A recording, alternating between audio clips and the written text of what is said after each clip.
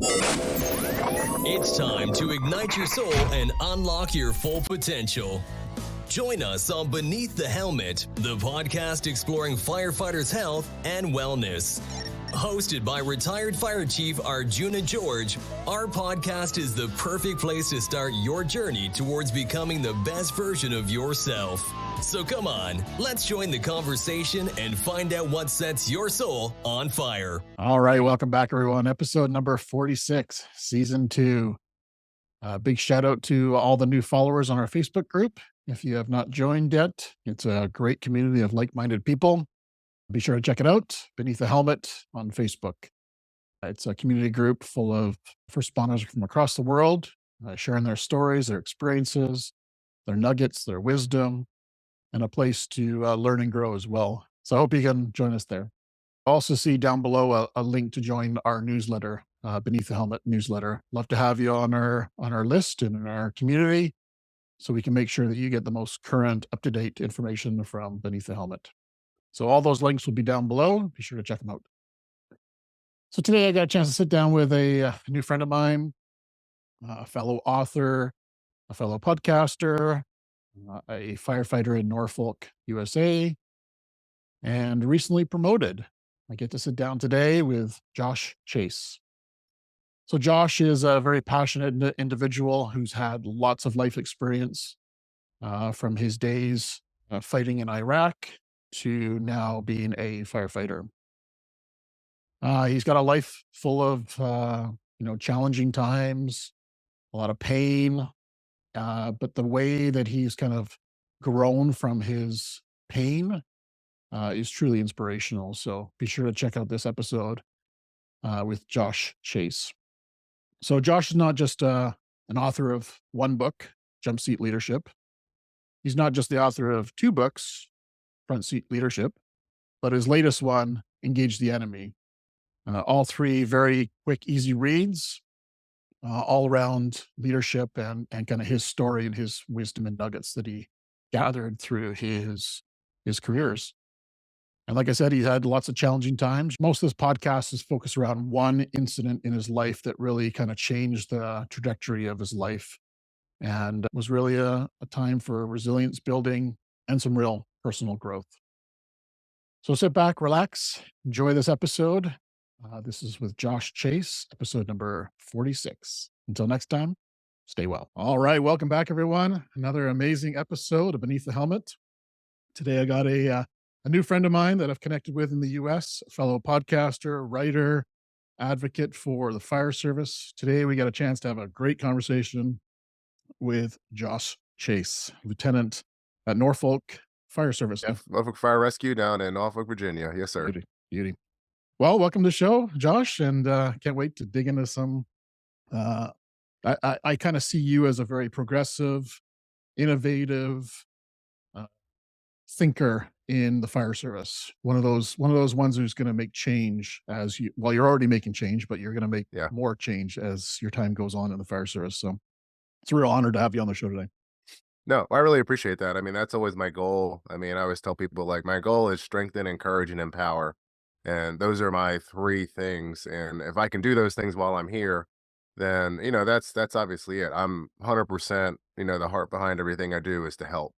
And, I think, some of the delivery, sometimes people might ask, like, how is that helping? Because I do tend to tell what I believe is the truth, and that doesn't always line up with everybody. And, but sometimes the truth hurts, and sometimes it hurts me as well. It's not just other people. And I think it's one of those things where if you're offended, it's kind of, okay, well, I got to look at myself if I'm offended and figure out why I'm offended, so, but I appreciate you saying that. I really am, trying to move this whole thing forward. The last thing I want to do is go back, and I have a lot of learning to do too. I'm 41, I'm still young in here, and, 19 years on the job, but I still feel pretty young in life. With a lot that I've been through. So I'm still a rookie when I'm looking around. There's guys way my senior that are like, you're a pup, kid, and but you're starting to pave the way, right? So you're paving the way. Yeah. So yeah, I appreciate that. Yeah. So tell us a little bit about who Josh is and kind of your background bringing you to the fire service today. Yeah, sure. So, my name's Josh Chase. I'm married. I got 3 kids. I say 3 kids, but they're like monsters now. My daughter is 22, going on 23. She's getting ready to move out, which is awesome. Good and bad. I'm not excited to see her go, but another chapter of her life. And my son is turning 18 this year. He's 17. We just gave him the keys to a Honda, and he's pretty stoked about that today. He's out there cleaning it right now. We told him, if you take care of it, you can have it when you're 18. He immediately went to the garage, got the vacuum, and started cleaning it, which is amazing. That's And awesome. I got a daughter who is 15 going on 35, and she's pretty awesome. She's me, just the female version, so it's kind of cool. But no, so I got 3 kids. They keep me busy. My wife keeps me on track. One of the most, if not the most supportive people that I've ever met in my life. And I think that's one of the qualities I saw when I was dating. I was like, this chick, no matter what, will always stand by me and never quit on me, no matter what I go through, which I've needed. I've been through a lot of stuff. So, but yeah, so I've been in the fire department almost about 19 years now, and did some military time before that. I was a Black Hawk helicopter crew chief for the United States Army. So I worked on helicopters, crewed helicopters. I was a door gunner on the helicopters. I got to do stuff with some special forces guys that were in and out of our helicopters doing some cool stuff. Stuff you talk about, stuff you can't talk about. I got to do a lot of stuff while I was in the military. So learned a lot of leadership lessons in the military, learned a lot of self accountability, ownership. I learned a lot of things that I still apply today, and a lot of who I am. I learned in the military real young, and I was able to apply that to life and the fire service. And kind of got me where I am today, whether it was positive or negative. And, me and my wife were talking the other day, and she said, you had an opportunity a lot of guys didn't have. You joined the military, they taught you a lot of things at a young age. And everybody does have that opportunity. That's a choice that I made.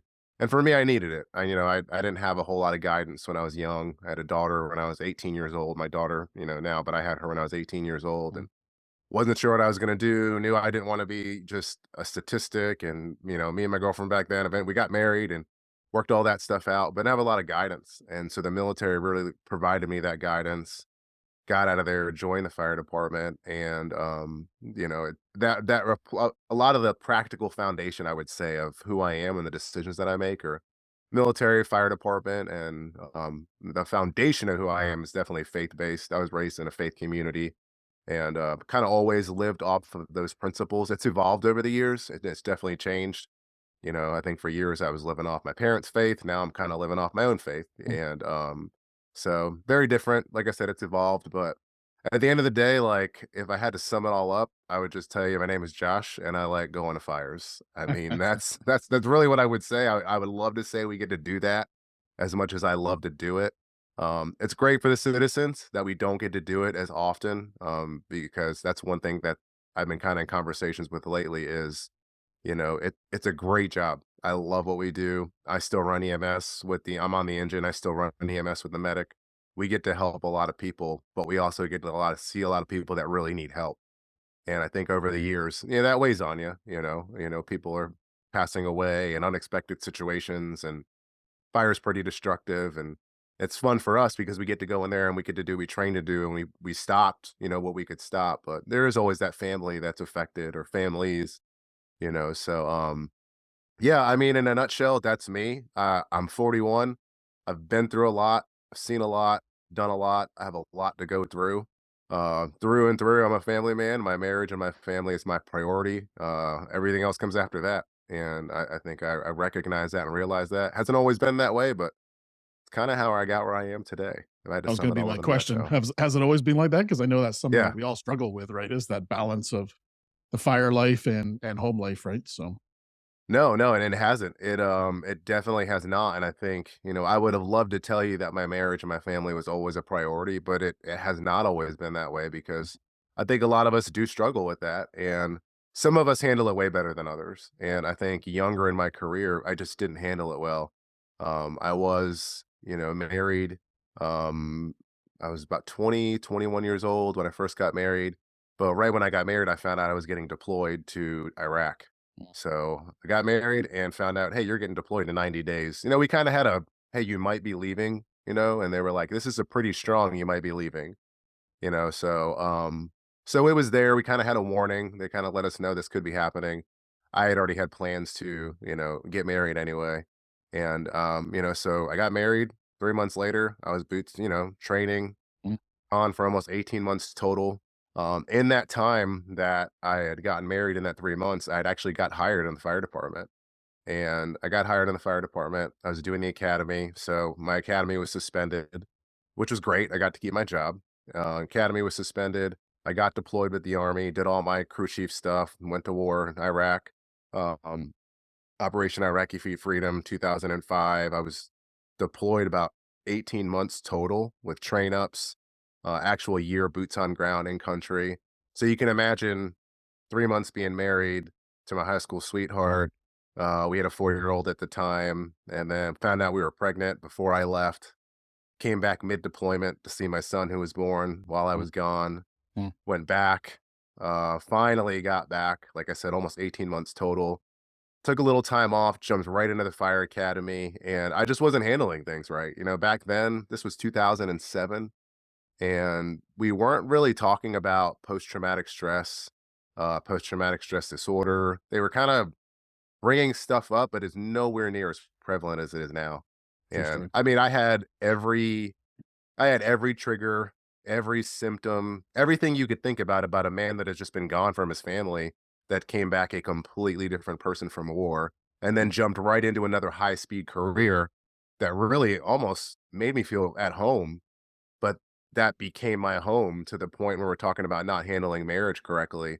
The fire department really came the thing that I really identified and was comfortable with. And I mean, I was more comfortable being at work than I was being at home because there was just chaos. I was at a young house with some motivated guys, and we were busy. And I don't know how many conversations I had with my wife back then. I'm pretty sure you love the fire department more than you love me. And I honestly couldn't argue with her. And it wasn't that I loved the fire department more. She could tell that I was just comfortable in that chaos versus home chaos because I didn't know how to connect. I had no idea how to connect back then. And that led to I mean, I don't know how many marriage problems, probably normal things that guys just think they're going through, but and now I can look back and say, oh, I know exactly what this is because I've tackled some of these issues. But yeah, that led to, we were married in 2005, 2012. They call it the 7-year itch, but it just happened to be the year where everything broke loose for us, where I hadn't dealt with any of my mental health problems. We were winging in our marriage. I was doing shift work. She was doing shift work. I've been living a double life, just doing whatever, hanging out with whoever, doing single guy stuff, and almost got divorced in 2012. Mm. So no, I have not always handled this well at all. 100% no. Yeah, as a young fireman, I was a mess, and mental health for me was not a focus at all. I was just going to do the job, be great at the job, and excuse me, figure my family out. And I was not figuring out family because it wasn't comfortable. So it was Ca- not great. Can you pinpoint a time where your that light bulb went on? Is like, all right, I got to change Yeah. how I show up each day.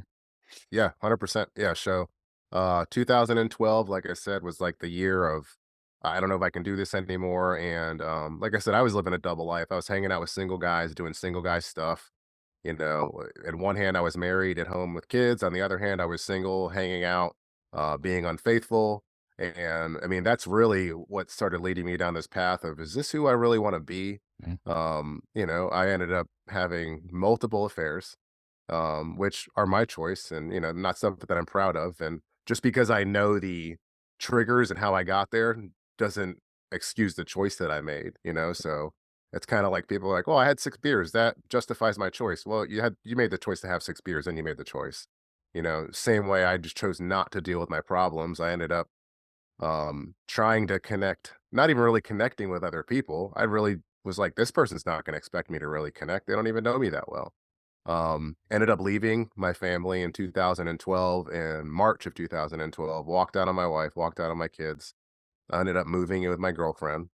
So anybody that's listening to this, if you're married and you have a girlfriend, it's just bad juju. It's just not a good idea to be married and have a girlfriend. I feel like that's common knowledge, but I Mm. mean, it should have been common knowledge for me, and I was doing it, So, Yep. but no, I think I was living with my girlfriend while I was married, and for about 6 months, that was the worst 6 months of my life. I mean, 100%.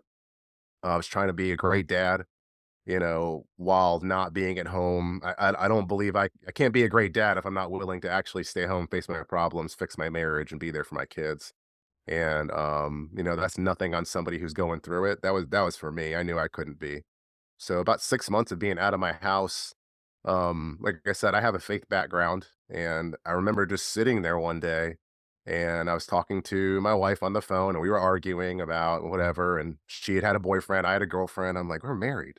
What are we doing? My fault. I left, so I left the door open, and a light bulb kind of went off when we got off the phone that day, and it was like, hey, you really never fought for your family. You just walked out. And I just sat back and I started thinking about the past 7 years of my marriage, and the deployment, and the years at the station, and the things that I've been doing, and who I'd become. And deep down, I didn't actually want to be the person that I'd become. I just didn't know how to recover. I didn't know what to do.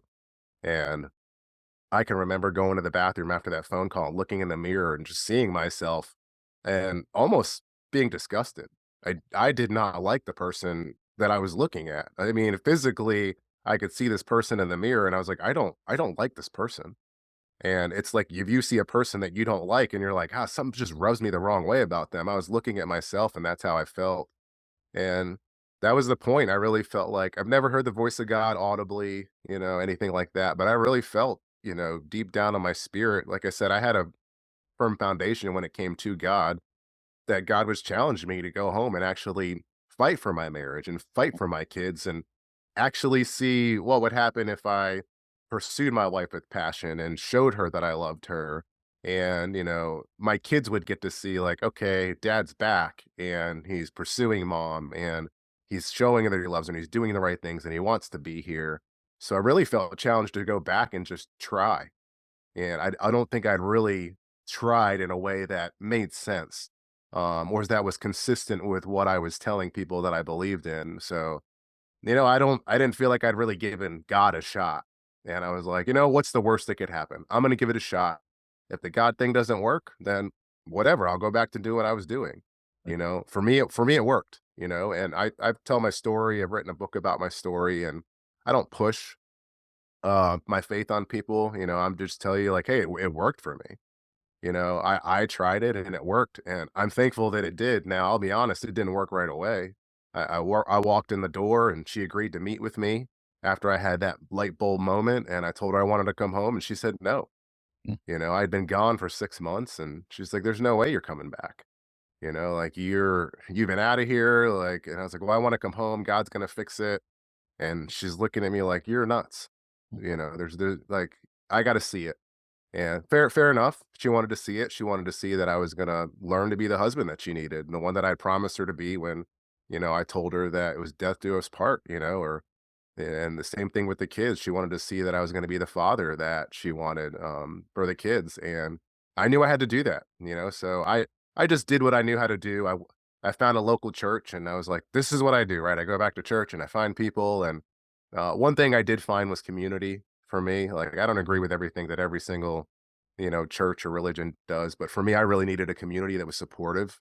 And I think that's a big part that sometimes we miss some days, as we isolate. We don't have that community. Found a community in the church, had a good community in the fire department that was supportive of me going back home, figuring out my family.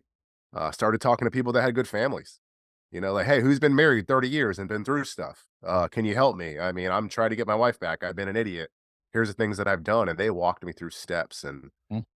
what I should do. And, but there was also the reality that I'd made a lot of serious mistakes. And she could say, hey, thank you, but no, thank you. But, I'll let you be the best dad you can be, but I don't want to do this anymore. Mm. I had a very forgiving, understanding wife. Now, that's not to say that she was not extremely hurt. It's not to say that we didn't have a lot of pain to walk through. I came clean about things she had no idea about. I mean, she had no idea that I'd been unfaithful, had affairs, been doing half the stuff that I'd been doing. She maybe thought, but when I shared the things, it was mind blowing to her. And a lot of pain, a lot of stuff we had to work through. And, so that probably took about a good 3, 4 months to kind of just work to the point where she let me start coming back to the house and actually staying in the house and working on our marriage. And making our marriage and family a priority, and then we would work on careers and everything else because we'd never done that before. So yeah, that was my light bulb moment was I'm out of the house. So what am I Mm-hmm. doing? Like, I really want to make this work. And for me, like I said, I chose the God path. It worked. I think it I think it will work if people give it a shot. I think you got to give it a wholehearted effort and realize that you have to admit you don't know what you're doing.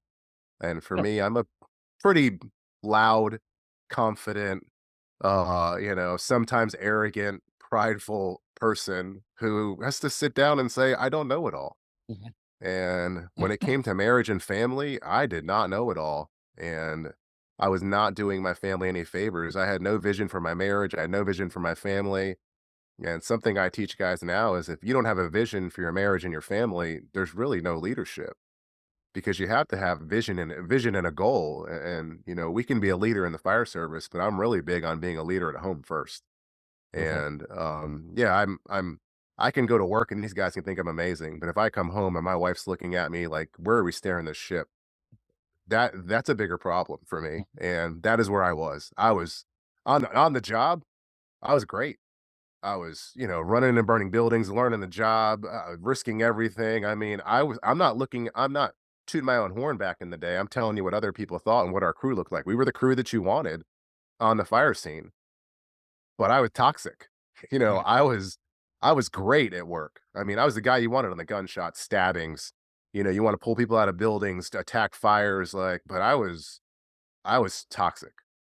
Great at my job, but toxic when it came to everything else. So, yeah, I mean, so it's been a long road to get where I am, but it's really shaped who I am today, what I talk about, what I speak about, what I write about, what I encourage other people to be like, not like me, just a man who's, humble enough to say, I screwed up, Hmm. you know. You don't I have think to it's be me, important. just Yeah. yeah. I think it's an But important story, right? That's an important message for people to hear because there's a lot of people I'm sure listening to this right now who struggle at home with that balance, and just hearing the success of other people can really start them in that building that community and reaching out, right? The yeah. thing that jumps into my mind is you you're a warrior and a fighter in the military. You're a Hmm. fighter in the fire service, but Yep. you weren't a fighter at home because you No. mentioned that as a fighter, and you want to go home Yep. and fight for your marriage. You're a fighter in 100%. every other aspect of your life, but home, yeah, interesting. Yeah, and I think that's what bothered me, and that's where that challenge was. Mhm. It was and that's what I heard deep down inside was like, "You're not gonna fight for your family." And I realized I would fight for everybody else. And it wasn't even that I didn't wanna fight for my family. I didn't know how to fight for my family, but then really as I dug deeper in those months of trying to get my family back, I realized I didn't even know how to fight for myself. Mhm. So if I didn't know how to fight for myself and learn how to love myself or forgive myself or any of that stuff, how could I effectively fight for a family? Something that a good friend of mine always says that you have to be able to give and you want to give generously, but you can only give from strength. I can't give somebody $100 if all I have is $5, so it just doesn't work that way. And really, I was trying to give my family something that I didn't even have for myself. Mm. So it just wore on me. And eventually I gave up. So I really, during those really 3 months of trying to, get my marriage and family back, um, I really had to work on my personal stuff and I had to do a lot of, okay, well, I need to forgive myself. I'm not perfect. How can I what happens like if this doesn't work? I still need to be okay. But yeah, I mean, I was a war fighter, a firefighter, done some cool stuff. I'm like, let's go out there and do this. Let's go out there and get them. Let's attack. And I was sitting back and, you know, kind of just letting things happen to my family, not realizing how important it is. Now I know that now, but not realizing how important it is for a man to step up, and be the person that he committed to be on that wedding day, if that's what you did, Mm. and really fight for your marriage and fight for your family. I mean, something I've learned over the years is you don't have to fight if you don't want to. It is a choice. But there is a fight for your marriage and there is a fight for your kids. It is happening. It is actively happening. And you have a choice whether to engage or to disengage. And if you are not engaged, you are inadvertently disengaged. But there is somebody, look at the world. I mean, if we look at the breakdown of the family, with the breakdown of marriages, at the breakdown of men and fatherhood and fatherlessness, especially in the United States, we have a really big problem. So it is so important that these men, and I was one of them, which is, I'm so thankful that I've been through a lot of this stuff, because now I can speak to it, not as, hey guys, you need to get your stuff together. Like, no, I've Right. been through it, and I'm telling you, it's just not great. And I mean, I watched myself almost single-handedly take out my family. And now I've learned, 10 years ago now, almost 11 years ago, I learned how important it is to fight for your marriage, fight for your kids, fight for their purpose, fight for your purpose. That is 100%. If I walked off here now, my wife sat down and you asked her questions, she would tell you like, oh yeah, this is it. These are his priorities now. It's not a fad. It's not something that's going to run out. I've been at the bottom, and I really didn't like it, you know? I was used to it just because chaos, and I was like, "Oh, I could live here," but I really didn't like it, and I didn't have to live like that, and I finally gotten to a point where I don't have to live like that. Yeah, I'm glad you said that, because I was a fighter everywhere, Totally. That's except for what the get the pop thing. you're Yeah. right, Yeah. except for the most important Yeah. thing that I was claiming was the most important thing, and Mhm. that is, it's the most important thing now. Man, I wish I could always said it was been that way. I was talking to my wife the other day, and, sometimes I have flashbacks or memories, and I think, and I'll have a moment of, like, personal embarrassment, and it's dealt with quickly because I have owned a lot and talked through a lot of stuff, but I'm still not proud, Mhm. when I look back and see how I handled things. I'm like, "Man, I coulda handled it so different," you know? But being able to, like, work through some of those and talk through those moments don't last long, but I'm not excited about how I handled, Right. life. I am excited about how it's turned out, how the journey's turned out, how things are turning out. Some people would say like, "Man, you got a hell of a comeback story," and I'm like, "It's not really a comeback story. I'm still on the journey. I'm still living. There's no to me. I'm like, there's no comeback story. I think this was, um, something that I chose, and I could choose whatever tomorrow." So it's just imperative that I just continue on this path that I've chosen, not perfect, but, and like I said, when I say I have the most supportive wife in the world, I mean, it's freaking crazy. Doesn't make any sense, you know? Gotta meet her. Yeah. Yeah. She's great. So I know you talk a lot about purpose and finding purpose in your life. Yeah. I'm assuming, guessing from our conversation, that purpose was a big part of your recovery of finding yourself and finding out how to Yeah. lead yourself, right? Was that correct? Or Yeah. yeah. Yeah. 100%. No, it was huge. So, just on the back of that story, really, once I figured out like, this can't just be me. There's no way this is just me going through this. There's no way just I've been through this. And like I said, I found this, I found God again, if you will, but I started to realize the importance that men have, in the world, not just on their families, but in the world as men, and purpose and as leaders, especially men in marriages and family, because that was something that I was involved in. So I started to realize, man, men really do play a huge part in this. And as I look back at my marriage, I realized, sure, my wife made choices and she didn't do everything perfect either, but I was responsible to lead and I was not doing that. And I started to look around and just started to observe and see that I'm not the only one going through this. I've chosen this path. It worked. I think I could help a few people, so about 2013 is where I really felt called to men and help men in marriage and family. I was like, I'm going to do men, marriage, and family. This is how I want to help. This is really what I feel called to do. And, I told my wife, she thought it was great. She knew what we'd been through. She was willing to share everything. She's like, we could share whatever we want as long as it'll help people, which so thankful for her. So that I really started kind of working it out. Like, what's this going to look like? I had an idea. I know I want to help men. I know I'm called to men, because I've seen firsthand what not fighting for your family can do. I've seen firsthand what a man without purpose can do, the damage he can do, the wandering, the being lost and not having vision or mission or passion. I've seen what it can do because I've lived it, and I wanted to make sure guys had purpose and were living for purpose. Um, I mean, I think a man with purpose is a man with vision. A man with vision is a man with discipline. They all kind of tie into each other. So I really started pursuing that in 2013, and I didn't know what it would look like. Started journaling, trying to figure stuff out. Like I said, I was kind of getting back in my faith, trying to figure out marriage again because I'd never done marriage the way that I was doing it now. So I was really focused on just really dating my wife again, being married, just being a dad, being home, being present, learning to balance the job and marriage because I hadn't done that before, healthy. So I had a lot of learning to do. It was almost back to square one.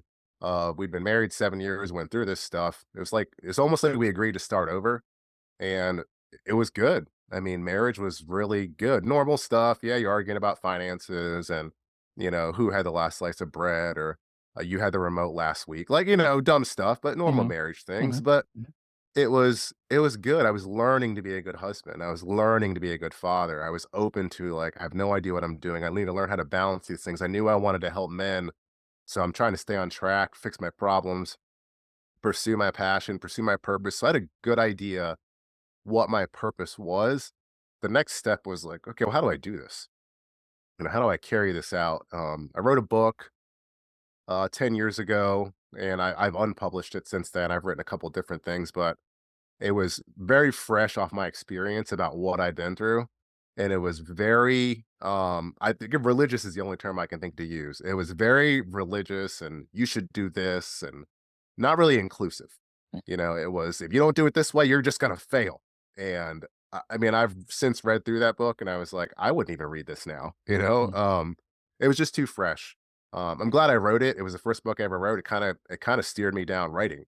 Mhm. So first book I ever wrote, self-published, it was so the process was great, all that was great. I've been writing forever, ever since I was in high school. It's just been a, subconscious way of healing just through stuff I didn't even realize until I got older. Um, but yeah, so I wrote a book. So it's just trying to help guys here and there, but little by little, local guys were hearing my story, or they would hear something at church, and I'd get to meet with people here and there. So I was getting help. It was cool, and I was like, man, I'd love to do this on a larger scale. Um, Really, our pastors at church were like, hey, we everybody's struggling, like whether it's in church, out of church, and our pastors were really open to letting us help couples. And man, it was great. It was like really starting to figure this out. And so this 2012, 2013, I got back home. And so we're hashing that all out. And about 2015, May 2015, um, like everything changed. I mean, everything changed in May 2015. It was 3 years of bliss and me being back home and figuring out purpose and figuring out marriage and figuring out life and kids. And I mean, it was great. I'd never lived a life like this before with my wife. It was awesome. And on May 12th, 2015, my whole world flipped upside down. Um, I was on shift the night before, worked 24 hours and, talked to my wife on the phone like normal. Got home in the morning. She was a NICU nurse, a neonatal intensive care nurse at a local hospital. So she had to work the next morning. I was getting off the next morning. So we were doing shift change where she drops the kids at her mom's. I go pick them up. I get the kids to school. She goes to work. We don't see each other that morning. Normal day for us. We did that 2, 3 days a week. So I decided kids are in school. She's at work. I'm going to clean the garage. No big deal. I got 80s music in the background, cleaning the garage. It's May. It's already getting hot here. We're planning family vacation through text, and I'm cleaning the garage, and I get a phone call probably about 10 or 11 a.m. in the morning that says, hey, you need to get down to the hospital right now. And it's my wife's work. And I'm like, okay, what's going on? And they're like, she passed out. We can't wake her up. We need you to get down here now. And I'm like, okay, sure, no problem. I'll be down there right away. But no medical history. So I wasn't, hey, something's going on. I just figured she'd passed out. Wasn't really sure. And I called the lady back when I got in my truck on the way, and for some reason, and I still don't know why I asked this question, I just said, "Hey, is she intubated?" And, I've been in the fire department, I've been in plenty of scenes, where that's the scene, and, for some reason, I asked, "Is she intubated?" And she said, "Yes." And I was like, "Okay, this is not good." I don't know why I asked the question, but I asked it, and when she said yes, I knew I needed to get to the hospital, I needed to get there right away. The hospital was like 35 minutes from my house, so it wasn't like oh, quick trip down the road. It was probably one of the most stressful drives I've ever had. I'm trying not to get a ticket, but also I want to get there fast. It's a military hospital. So I'm like, and are they going to let me on base? I'm not in the military anymore. Um, I get there, they take me into the ER lobby. Three people meet me there. When they find out who I am, they take me to a little room with a cross on the wall and they sit me in a chair and they're like, Mr. Chase, um, we need to talk to you. And I'm like, just take me to my wife. And they're like, well, we're going to need you to calm down. And I'm like, this is as calm as I'm going to be. I just need you to take me to my wife. I mean, I already know it's not good at this point. They've put me in this little room. I've put people in that little room at the hospital. You don't get good news in these little rooms off to the side with flowers and crosses on the walls. So they said, okay, we're going to take you to her, but you need to, you just need to be calm when we take you. So we walk down the hallway and they take me in the ER and I can hear all the commotion before we get in the room. And there is my 32-year-old wife on the hospital table in full code, and they are doctors, everybody's doing CPR, everybody you can imagine is in that room, and I'm standing there looking at her clueless Mm, because she wasn't sick, there was no medical history, we were just planning family vacation, and I'm looking at her on this table like I don't really understand I understand what's going on, but I don't understand why you're on the table. And the doctor looks at me, I kick into EMT mode, and I'm like, how long have you guys been doing this? 45 minutes. I'm like, okay, well, nobody does CPR for 45 minutes. I've never done CPR for 45 minutes in the field. I've never seen them do it for 45 minutes in the hospital. This was the hospital that she worked at. She knew these people, and I think we have to do everything to get her back. They knew her. Some of them knew me. Some of them knew the kids. They worked for 45 minutes because I don't even think they knew they worked for 45 minutes, honestly. Finally, the doctor looked up and he said, we've actually been at this for 45 minutes. And one of the guys was like, just talk to her, man, just talk to her. And I was what? Not talk to her. I don't know what's going on, and I got down, I said something, I don't even remember. I just remember the doctor looking at me and saying, hey, Mr. Chase, we're going to try one more time. And they did. They went through everything. They tried one more time and he looked at me and he looked at the clock and he looked at me and I just said, call it. And, at 32 years old, I pronounced my wife, my dead, in a hospital. No expectation of how that day would go. I thought we were going to plan family vacation. She'd come home that night, you know, um, and that was it. Everybody slowly kind of trickled out of the room, tears, some patted me on the shoulder. They had a chaplain there for me. I mean, obviously in shock. I was 32 years old wondering what just happened.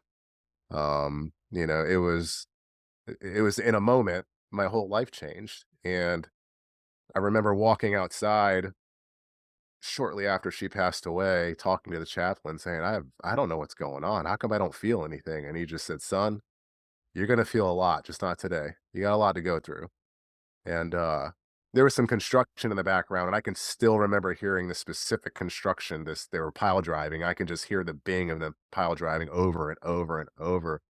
And I'll never forget that sound. That was when I realized I have to tell my kids mm, that their mom has passed away and they're in school. What? Wait a minute. Is this happening? So now I'm outside the hospital realizing that I am now a single dad at 32 that has to go home and tell his kids that their mom has passed away. And I do not have a reason. And I have no idea. Um, and to date, I can say to date, honestly, that is probably the hardest, if not one of the hardest things I've ever done in my life is to look at my kids and tell them, hey, your mom passed away mm, and she's not coming home. At the time, my mm, kids were 12 years old, 6 years old, and 5 years old. My wife now would probably correct me because I'm terrible with ages, but they were pretty young. I always get it within a year, but 12, 6, and 5.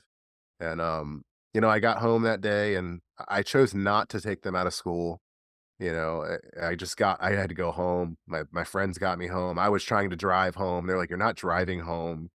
Your wife just passed away. I was in complete shock, so I get home and, um, one by one, my kids are getting off the bus, and one by one, I'm delivering news that I would never, ever thought I would have to deliver to my young kids. And my daughter, who was older at the time, my 22-year-old now, she was about 12, and so she understood it obviously more than the 5-year-old and 6-year-old. As much as you can at 12, she understood that mom was not coming home. No matter how much she wanted to, she understood death as okay, she's not coming back. The 5 and 6-year-old, they wanted to go outside and play after I delivered the news. They're not grasping. Now they're older now. There's stuff we've had to work through, obviously. Um, but that still is probably the hardest thing I've ever had to do, is to look at my kids, and then the shock of that week, what we'd already been through that I shared and what we'd made it through, it it made it didn't make it almost made those years to me like, why did I have to go through that? Like, what was the point? What was the point of us almost getting divorced and me making these choices and finding my purpose only for her to die? So I really struggled. I mean, with no answers. I had an autopsy done. Hmm. Wow. They just said she had a seizure. Wow. She had a seizure, went into cardiac arrest, and she passed away. Wow. And Incredible. yeah, I'm like, okay, Mm. well, why? And they're like, Mr. Chase, you know as well as we do that some of the seizure stuff really is unexplained. Some seizure activity can come out of nowhere, and some people just have Mm. seizures for the rest of their life and they go on medication. She just had a really bad one, and it sent her into cardiac arrest, and we couldn't bring her out of it. Wow. So Wow. um, talk about a Mm. challenge. I mean, Yeah. No and kidding. finding my purpose, and then being challenged to, do I even want to pursue purpose? To, do I even want to pursue continuing to live? I mean, you talk about struggle. I literally lost my best friend, my high school sweetheart, the woman I had kids with, that I was going to tackle this purpose and passion with for the rest of my life. And now she's gone. Mhm. And, I think one of the most selfish things that I had to deal with over those coming months was I honestly just didn't want to be here anymore. And I'm not talking about I didn't just want to wake up one morning. I seriously struggled with suicide on a daily basis, to the point where I had people calling, checking. I gave my weapons away. I just did everything I could know to do, because I had the kids to be here for. But even that, was challenging. And I felt so selfish, you know, thinking, how could I want to not be here? And I have 3 kids, but Mhm. you talk about hopeless. And I've done enough and been through enough to understand more about suicide. Not that I understand it all, but I understand more how people get to these places. Mhm. It is a space of pure hopelessness. And if you've experienced pure hopelessness, it is nothing good. It is nothing good. Nothing good can happen. Nothing good can change. And it is a dark place. And I was definitely there after she passed away. And community, talked about community earlier, church community, fire community, the nursing community she was a part of, the friends that we had made. I mean, I honestly, if I did not have people rally around me and, just be there for me, not tell me what to do, not tell me how to handle it. They were just there.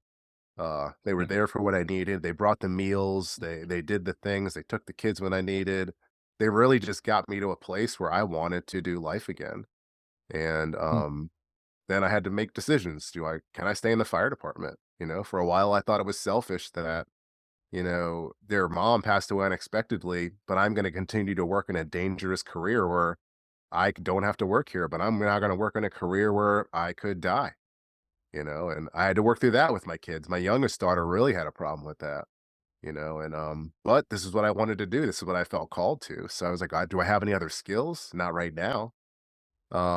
So it was very interesting. And you can imagine I'm still on a grief journey, if you For will. sure. For sure. It It wasn't looks very it long looks ago. It was like 10 years no, it ago, was right? 10 years ago. Yeah. Yeah, Yeah. it looks way healthier now than it did in the beginning. Mhm. I had no idea how to feel, how to grieve, what to do. I probably did every unhealthy thing you can think about grief except for hard drugs. Drank myself into, oblivion, and all kinds of things. Isolated, did this. I handled it all wrong because I didn't know how to handle it. Thank God I did have people who, if I had a bad night or I had a bad day that were like, hey, okay, well, maybe we don't have a week of those, or maybe we don't have 2 weeks of those, or they started to see a pattern, they jump in and just, I had people that really knew me and knew how to help me. And I think that's important that I developed those relationships during those 3 years that me and my wife are really focusing on making things work. But some dark places, ended up in the training division when I wanted to come back to work. I took almost 4 months off just to refocus and get my family back on track and get my kids back on track. And I had a really good friend of mine that had moved to the training division as a chief. They were looking for a training instructor. Perfect timing for me to jump in. Got to do the 8 to 5, be there from, well, not really 8 to 5. Anybody that's been in training knows it's you come in when you come in and you leave when you Mhm. leave. Yep. Yep. But as a single dad, that became challenging, because it was come home. I had, 26 kids at work I was dealing with, and then I was coming home to my 3 kids and making sure homework was done and baths are getting taken and dinner's getting ready and no time to myself at night. By the time I was done with them, I had to go to bed because I had to be up for the academy in the morning. And, so after about a year of that, my mom stepped in, pretty much moved into my house 10 days a month to watch my kids. Mm. And that allowed me to transition back to the street. Been on the street ever since. And that hasn't all been easy. I mean, the seizure calls, honestly, in the beginning were hard because it was like, so this person's going to have a seizure. We're going to give them medicine and they're going to live. Right. But my wife died, but I jumped back in and like, I'm still on a journey. I met my wife now about 2.5 years later. Um, and we worked through all that and, but Mm. that was challenging in itself. Like I'm, lost somebody that I was in love with, remarried, still grieving, but we've learned to walk through so much now, and she's helped me walk through so much healthy. She saw things that I didn't see. Right. Right. So she got me to a counselor. She got me to the right people. She got me talking to the right people. She got my wife now got me talking to people about, my military experiences and my trauma from the military back in 2006 and 2007. Mm. And then when I started working through that, she asked challenging questions like, well, have you ever talked to anybody about the stuff you've seen in the fire department? And, I'm like, well, hang on a second. I already tackled that can of worms. I got to open this one too. Yeah. Right. So Mhm. she really has challenged me, to tackle these things but has also been here and been supportive at any crossroads I've come to or seasons of I can't do this or, it has been a hard road to get where I'm at. But I Yeah. can say that looking back when I discovered that purpose and then I started going through all these hard things, I was like, if I'm still standing and making a decision not to quit and doing life with community and doing life with God, people can do this. And I really started to see how resilient I'd become. And not by choice. If I had to choose, I would never have chosen the way my life turned. I just wouldn't have chosen those things. Now, I wouldn't change them now just because it really has contributed to who I am today. And I think the impact that God's going to allow me to have, but I wouldn't have chosen those things, but it made me resilient. I Yeah. look back and I can see like it has inadvertently made me resilient, but also I had to make a choice to do some of it healthy and not all right. But I think in the back of my mind, I'm like, I want to do this right. I got to figure it out. And that's where my don't quit mentality comes from. That's where my like I don't care push forward mentality comes from. I don't feel like I'm any different than any other individual. I think I make different choices. But I don't feel like I'm any different when guys are like, I don't understand how you did it. And I'm like, welcome to the club. You can be in my club. I mean, I don't understand how I've tackled all this either. Um, not my choice to go through it, but it was my choice and how I responded to it. And I've just decided that, you know what? I got 2 choices, and I really could just nobody I think would fault me for saying, "I'm gonna move to Costa Rica. I've lived a hard life so far, and 19 years in the fire service, lost a wife at 32, was a single dad for a little while. That was hard. Been to war, been in burning buildings, almost died, did all these things. I'm gonna move to Costa Rica, and I'm just gonna chill." I don't think anybody would say anything, but what kinda hope would I be spreading? Right. And I think that's my biggest thing now is I love leadership. I love the fire service. I love the jump seat leadership platform that I've been allowed to have. I love the followers. I love the books. It really does come from, a place in my heart where I want people to be better and do better. But if you look through all my books, if you look through who I am, if you look through my story, you look through where I'm going, what I've done, I'm just carrying a message of hope. To me, I have a lot of favorite four-letter words, to be completely honest, but hope is definitely at the top of that list. Mhm. And, to quote Star Wars, Mhm. rebellions are built on hope. Yeah. Yeah. And, Love it. hope is such a thing that I think we're in such need of these days, where if you can find just one thing to live for, and I had to do that. I had to grasp, I had to find that one thing. And for me, at that time when it was really hard and it was really dark and I don't want to be here anymore, my kids were that one thing. They were the one thing that I would hold on to. Like I have to be there for them. I don't know how to do it, but I know I need to be here for them. And that was my one thing. And now being through what I've been through, I'm like, man, I have so many stories of handling things poorly, handling things right, in the middle of handling things, support that I've gotten, support that I haven't gotten, support that I should have gotten, supportive people, a supportive wife, and then an almost divorce, and then she passes away, and then meeting somebody else who is just as, if not more supportive. Now I have this story of really hope woven in and out of my life through all these experiences, and I can't move to Costa Rica and not share. People need this. Yeah. So 100%. that's my trajectory. I am on a mission to spread hope. Thank God I get to do it through a message of leadership because I do believe it's self accountability, it's ownership, it's leadership. I have to be going somewhere that's attractive for people to want to follow me. Like that's part of leadership. Somebody says, "Hey, I'm going somewhere. Do you want to go?" Well, the first thing I want to know is where they're going. And if you tell me you're going to, Krispy Kreme donuts and I'm a Dunkin' Donuts guy, I'm not going. I'm not following you. But if you tell me you're going to this awesome donut shop, and I haven't had a donut in like 5 years, but now, I'm using donut analogy, but Oh, you know what I'm getting at? Like, yeah, that's it's one of those things like as leaders, I think we have to realize, not even as leaders, as people that want to lead or want to spread a message or maybe it's hope. Well, where am I going? And my goal is to help people. And I want to take people along on that journey, wherever they're at in the journey, and I'm not perfect. I don't have my journey figured out. I'm still in the middle of it. But I what makes refuse it not just to beautiful. share the message. Yeah. Yeah, that's what Yeah. makes it beautiful. If you're not perfect, you're just like everyone else, right? Everyone Hmm. else. Yeah. Yeah. I'm curious to during this journey of losing your wife, did your faith kind of disappoint you or fall apart, or did you lose any faith during that time because of how could this happen to my wife at 32 years old? Oh, Or 100%. was your faith there the whole time? Nope. I would 110% say that Mhm. in any way anything that I thought about God was 110% challenged. Everything was challenged. Everything I learned, everything I believed, everything I told people the past 3 years, everything I told myself, everything was challenged when she died.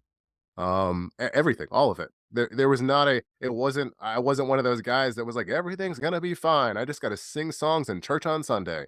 No, I was the guy in the backyard when my kids went to bed, yelling at God, not even knowing if he was listening. I mean, that was me. My neighbors were probably like, "Dude lost his wife. We're just gonna let him yell."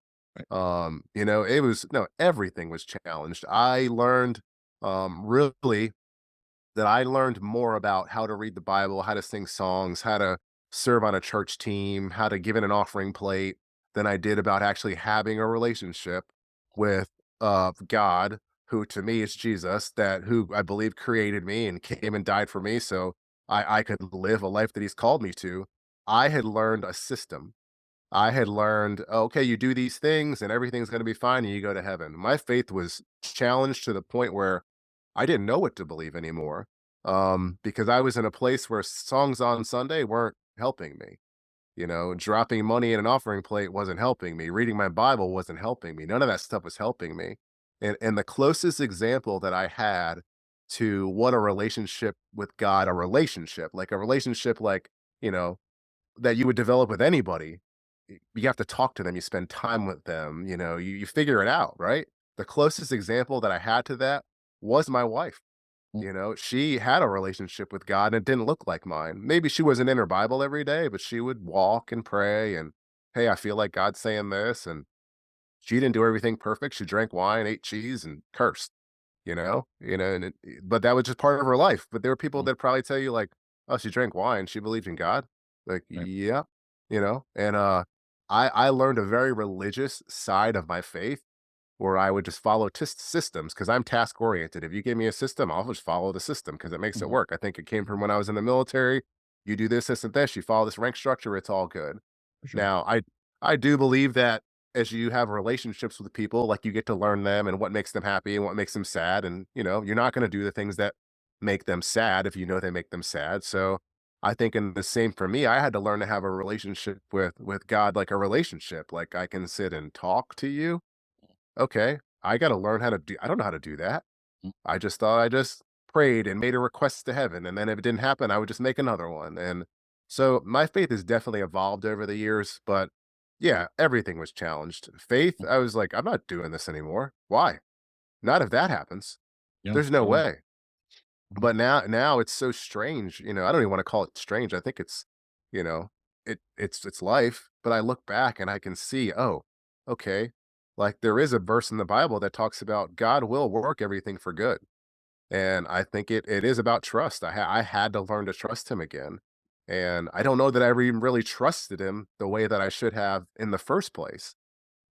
So for me, when I say like I've chosen this path and this what's worked out for me, it's probably not conventional in the sense that people would call Christianity, if you will. I think if somebody had to define it, that's the word they would choose because there's no other word to choose it. But it's so Christianity has its own kind of stereotypes these days, right? Mhm. Mhm. Somebody says, "Hey, you're a Christian," and I say yes.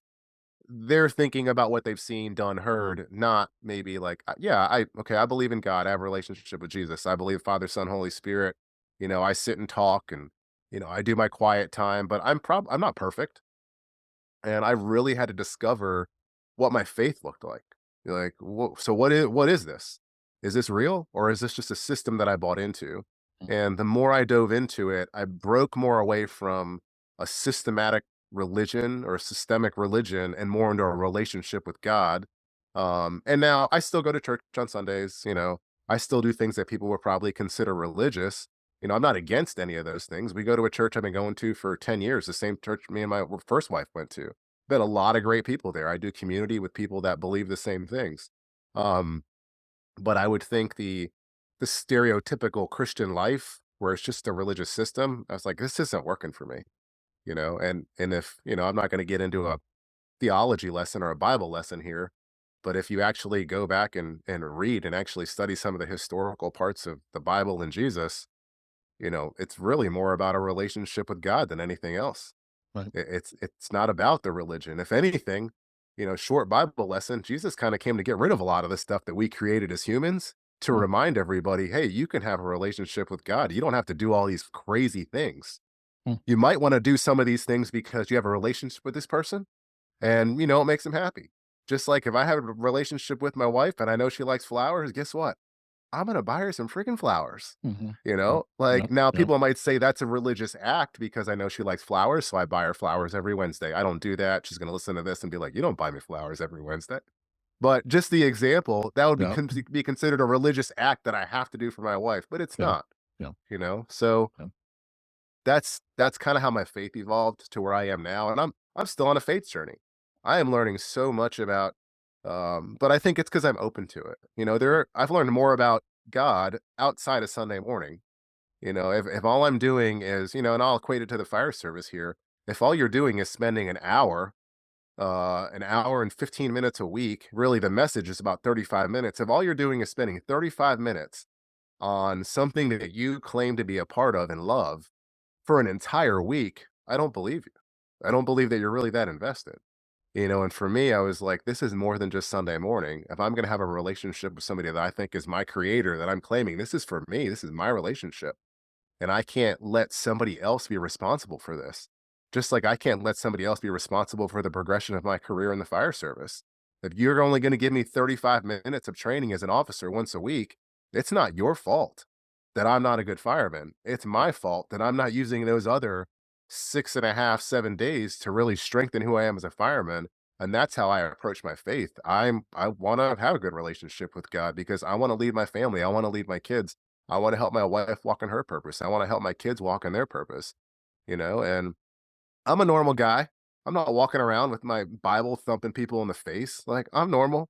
I Mhm, went to the mhm. mountains last week and sat around a fire and drank bourbon, probably drank too Yep, much bourbon, yep, yep, smoked yep. cigars, sat around, and it was awesome. I had a great time, Mhm. and probably told a story I shouldn't tell. Like, I am a human being that Yep, is that's a guy that is working out life and trying to mhm, do it right. But I think that's what people miss is I have a relationship with God who knows I'm not perfect. yep, And I'm not using that as an excuse to go out there and do whatever the hell I want. mm, I'm trying to figure out daily, hey, does this line up with the mission you've called me to? And to bring it all back around, that's where the purpose comes in. I know my purpose. I know what God's called me to. I know He's called me to strengthen, encourage, and empower men to live out and find their purpose. I know that. So if it doesn't line up with what I'm supposed to be doing, for me, it's easy. I just kick it to the curb. right, But to not have a purpose, it's just tough. And I'm not knocking any guy who hasn't found it or is struggling with it or is in the middle of it. It's just hard. It's a hard life because you do become a wanderer in a sense. And if you're married, your wife can become a frustrated wife who is wandering and doesn't even know it. And you wonder why your kids are wandering. And it could be that. I'm not saying it's always that. A lot of the times it is, but there's not an end all be end all for everything either. So, mhm. but yeah. uh, Wow, it's been a pretty powerful story of your journey, and I just appreciate how much that you see it as a journey still, and it's not the end, right? You've already you've already said it several times that you are in a journey that's gonna probably go until the day you die, right? That Yeah, it's yeah, not, "Oh, I've done that part and I'm moving on," right? So, I'd love you to share maybe a nugget, or if you got a couple of nuggets on people who are listening right now who are struggling in this maybe the same kind of situations that you went through. Um, what's the first things they could look at, and what's the first things they could do to maybe find some purpose in life again? yeah. I think honestly, the first thing that I had to do, and the first thing anybody could do, and it's probably honestly the hardest thing, is you got to be honest with yourself. And I think a lot of us know where we are at. A lot of us know where we're at. We've been here for a while. Some of us know what changes we need to make, and we're not doing them. And it's not always because we don't want to do them. Sometimes it's pride, sometimes it's ego, sometimes it's just overwhelming. The amount of changes that we feel like we would have to make are so massive that we just don't want to tackle them. So we continue, we acquiesce, really. We go back to what we know, what we always do. We just do the same things over and over and over, thinking that, well, I can just live this healthy this pattern, but it actually does slowly become worse. So I think the first thing, honestly, the first thing for me was when I got that challenge. And if you're listening to this and you're feeling challenged, take this moment as your challenge. Don't wait for God to come speak to you, after your wife who's left you or who you've left, is on the phone with you. This can be your challenge. This can be your moment, but you have to be honest. And for me, when I got that challenge, the first thing I had to do was be honest about where I was as Josh, where I was as a man, where I was as a husband, where I was as a father, and I had to kind of break that down. I had to be honest about here is where I am at. And then it was, okay, do I like this? Do I not like this?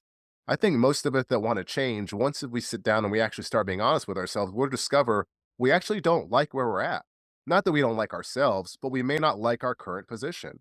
And I think the first thing we all have to do is it's just to be honest. And a lot of the times we're really good at being honest with other people and telling them where they're at and where they're going and what they don't need to do. I give great advice to other people that I don't take for myself. And I think a lot of people are really good at that. There's a lot of people out there like me who are like, man, just gave some great advice to the coaching session.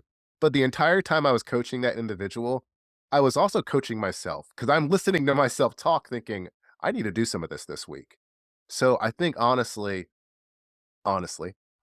you have to be honest. You have to be truthful with yourself. And I think that's extremely hard to do. Now, once you're honest with yourself and you figure out this is where I'm at and I need to make some changes, you have to have some sort of goal. You have to. You have to have some sort of goal. And I think the biggest thing, and I'll use the term faith. I think, we'll take it back to the old song, you got to have faith. So, but you do have to have faith that something actually can change, something can be better. So you have to have faith for that. If I don't believe it's going to happen, I'm not going to work towards it. So once I'm honest, I think I have to have faith for the situation to actually change. So now I'm thinking I'm honest. I believe this can change. And if I really believe it can change, I will take the necessary steps to make sure it changes. Because to me, if I'm believing something can change, faith breeds vision. So once there's faith, there's vision. There's, okay, I believe this can happen. Will you believe what can happen? I believe this can happen. And now your vision becomes your goal, and that becomes the thing you work towards. So now you have a worthy goal. For me, it was my marriage and my family. I believed it could happen. I was having faith for it. So everything I did I worked towards that one thing that I wanted. So that's what created it was the vision. It wasn't you don't need more discipline. Nobody needs more discipline. You need more vision. You need a worthy goal. You need something that is so crazy, like you're so passionate about. For me, it was my family. And I think any guy that's out there doesn't have this passion for his family, like, hey, it's just time to look for it. That's okay. Let's get on board. Let's rediscover a passion for your marriage and family. We can do that. But you get that vision is what breeds discipline. And initially, it's going to feel good, right? You're going to get that vision and you're going to feel that motivation because motivation's a feeling and it's going to feel great. You're going to get going and then something's going to happen and it's going to suck. That's where the discipline comes in. You pick the worthy goal. I don't care if it feels good. I don't, because not everything feels good. Not everything in life feels good. And even if you're doing life bad, you're still going to run into things that don't feel good. So let's start working toward these goals. Create that faith, create that vision, create that mission. That's where the motivation and the discipline comes from. I think a lot of the times we're like, I'm going to do these tasks this week. Why? What's the vision? What's the mission? What is the vision? And I think that those are the two biggest things that I would say for people if you're thinking about just discovering anything is you have to be honest with yourself and you have to have faith and vision for it to get better. Like faith to get better, vision to help you accomplish it. And I think a lot of the times we're going to do more disciplined things. Discipline is not going to help you in 2024. It's just not. If you do not have a vision, why are you being disciplined?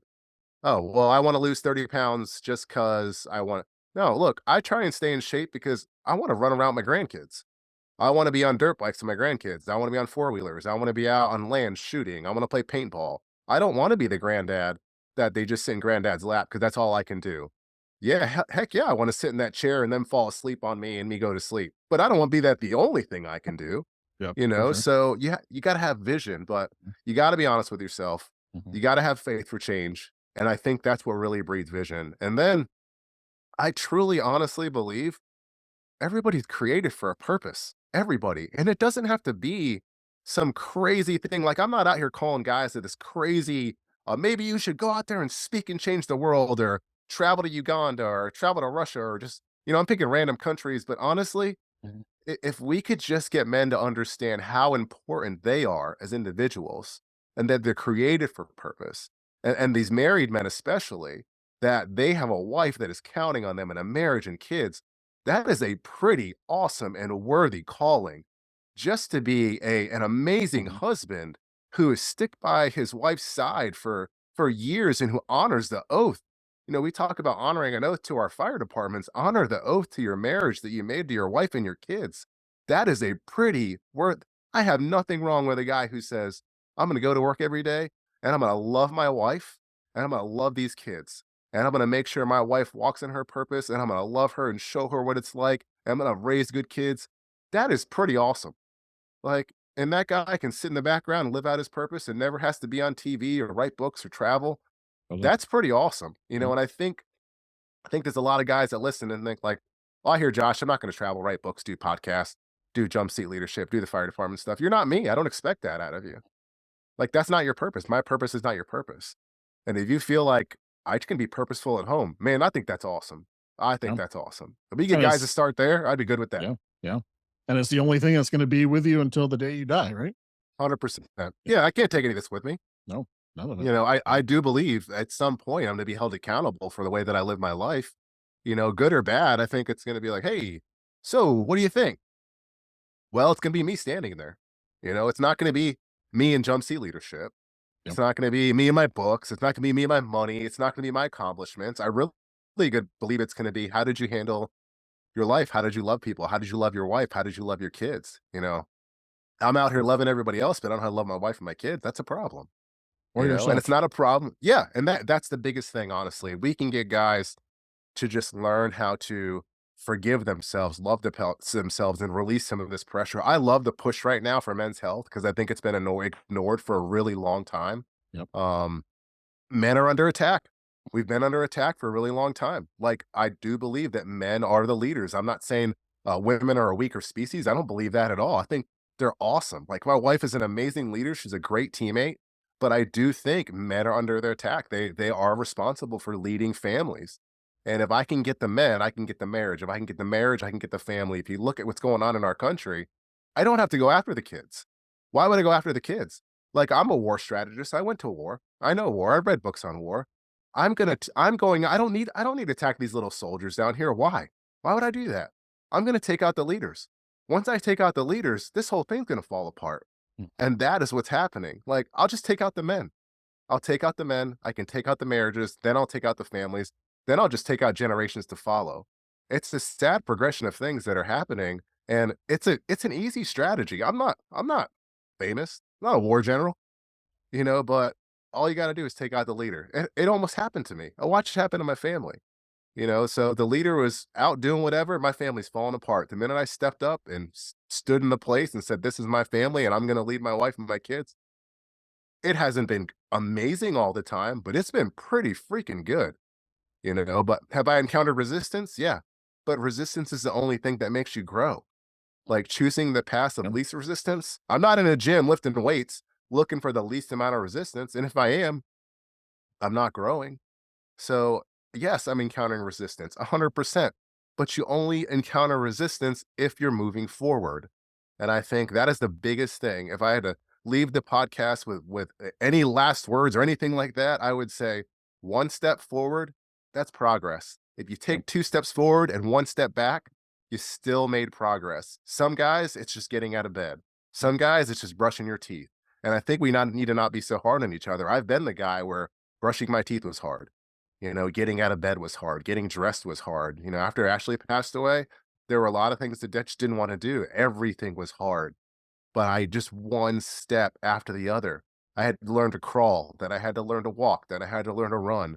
Now I run, I sit down when I want, I get back up, I run again. It's so much better. But I think honestly, I would just challenge people listening to this. What's the next step for you? Mm. What's the next step for you? It's different for everybody, Yeah. but you have to find out what that next step is for you. And then once you find it out, we love to read. We love to look at things. We love to comment. We love to post memes. We love revelation, but we don't act on it. So once you figure out what that next step is, you got to take action. I mean, you have to take action. Gosh, it's been a great episode. And I truly think what I love about you showing up on this episode is your vulnerability. And to me, Thank you. that is knowing yourself, knowing and being honest with yourself. I think vulnerability is a superpower. I say this to many people that I was never vulnerable. I held my cards close to my chest for a number of years. But being vulnerable, oh man, it's just a weight off your shoulders. Yeah, And it gives you an opportunity to actually know yourself, right? sure. Which is the first step, right? First step. Yeah. No, I completely agree with you. Beautiful. How can people learn more about Josh and maybe tell us a little bit about your books and your podcast? Yeah, sure. So, if you need to get a hold of me, the easiest way to do that is the chasecollectivellc.com. That's the business that I started. I coach, I do mentoring, I travel, I speak, I write books. Everything is kind of on that website. So if you go to that website, all my books are there. My most known book is Jump Seat Leadership, The Guide to Informal Leadership in the Fire Service. It's really kind of just my 15-year journey before I got promoted as a fireman, sitting in that jump seat, and a lot of things that I learned. Obviously, my perspective, my stories. But I think it could help. I think it helps people in the fire service that maybe they don't want to take that promotional exam, or they're sitting in the back seat. They feel that call to lead, but they don't quite know how to do it. So this book just encourages you to lead wherever you're at in the fire service. I'm a true believer, and it does not take rank or a title to lead in any industry. I think leadership it's not necessarily a title. Sometimes it can be a choice depending on where you're serving. So that's the book I'm most known for, I would say right now, is Jump Seat Leadership, The Guide to Informal Leadership in the Fire Service. I just released a new book that's super personal, which actually details a lot about what we talked about today and really kind of plans out how you can pursue purpose. I talk about 6 principles in this book on how to actually fight for your purpose. I tell my story. I let you know that life is a struggle and it's not going to be easy, but through these 6 principles, the first one being truth, like I just talked about, you can actually change your life. This book is called Engage the Enemy, Fight for Your Purpose. That's available. You can get that on the website. I mean, I have social media accounts out there, Jump Seat Leadership social media, Engage the Enemy social media. As much as I do not like social media, you got to be on it, and I'm on it, and I'm pretty active. So you can get a hold of me. There may be more than one Josh Chase out there, but there's only one Josh Chase. So if you need to get a hold of me, now you can find me. And honestly, all my books, they're all meant to strengthen, empower, and encourage. Like I said, I take a few subtle jabs here and there. I am a fireman at heart. I know who I am. I know what career I came up in. I don't mind stirring the hornet's nest every now and then, but I also don't mind a good discussion on the back of stirring the hornet's nest. I don't think I'm always right, but I do think my books add perspective. That they challenge people, and my whole goal at the end of the day, the heart behind everything I do, is like I said, to strengthen, encourage, and empower other people, and really hope. Man, it's woven in every part of who I am, all my stories. I just hope that when people encounter me and run into me and actually find out what I've been through and who I am, that they walk away inspired and they walk away wanting to change. And I don't tell people in my classes what to do. I offer them perspective. And then I go home and I always challenge them. I say, I'm leaving after this. Yep. And I may never run into you again, but you have a choice. You have a choice to change. And I'm gonna go home and you can get a hold of me on my website and we can talk and maybe I'll be back, but I may never see you again. And the choices I've made in my life are for me and my family, and they've led me to a place where I can spread hope and help other people. And yeah, so that's how you can get a hold of me. So. Awesome. How about a little plug for your podcasts? Yeah, so Firehouse Leadership Podcast. It's me and Captain Jared Sergi from Trial by Fire. It's been great. I was doing a jumpsuit leadership podcast, and I was like, man, this would be really cool to do with a co-host. Had him on as a guest. I've known Jared for since 2005. I've known him since I got in the fire service. I've known him all 19 years of my career. Oh. So we ended up at the same station together. We pretty much grew up and learned how to be firemen together. So we share a lot of the same mindsets. We don't agree on everything, which is kind of cool too, because we'll get into that on the podcast. But it's a cool dynamic. We're two guys that love the fire department. I'd say we're pretty real. We talk a lot of shop. And he's a captain, I'm a lieutenant, but at the end of the day, like I said, I think we'd both summarize our bios into like our names are Jared and Josh, and we like going to fires. We're firemen that have Yeah. realized, it does sometimes take somebody that wants to move up and make some changes. And so we've made that decision. We've chosen to climb the ladder and, try and make some changes. But the podcast has been great. We're just finding any avenue we can just to inspire some change. Shake it up a little bit. Every now and then we say something that people don't agree with, but we're okay with that. I think that's what produces growth. We can't all agree. No, And totally. No. yeah, I need a different perspective. You need a different perspective. So podcast is awesome. Obviously, you can catch it on all major platforms. And if you follow me on social media, everything I just said, I'm pretty active. So you can find it from there too. Awesome. Well, it's been a real honor to sit down with you. I got about 2 or 3 pages of little notes that I wanted to ask. So maybe we're destined to do a second edition. Oh, let's do Uh, it. I'm in. yeah, because I just want to dive into leadership more with you. But I think today's episode and today's topic was so powerful. And I think really a story that people need to hear. So Yeah. I'm glad that it took our whole episode to cover that, because it's important. If we can't be good leaders if we don't have purpose and vision yet, right? So Yeah. that we kind of set the stage for the next one. So Let's do it. yeah, awesome. Well, it's been a real honor, Josh, and all the best to you. Thanks for keep pumping out great content, and it seems like you have a book out every couple of days. It feels like, Yeah. Yeah. Yep. Definitely. and I can't wait for you to tell your story in Beneath the Helmet, Stories of Hope, which is going to be released hopefully this fall. So fantastic. Josh, any final words? No, that's it. I really appreciate you Awesome. having me on. I mean, I don't take these things lightly, so I appreciate you letting me share with the audience. Thank you so Well, much. likewise, likewise. All right, everyone. Hope you enjoyed this amazing conversation with Josh Chase. Until next time. Stay well.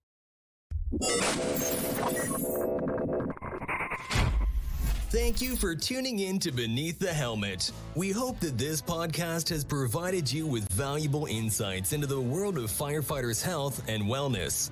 Remember, caring for your physical, mental, and spiritual well-being is crucial to achieving optimal performance. Join us next time on Beneath the Helmet for more inspiring conversations. Until then, stay well.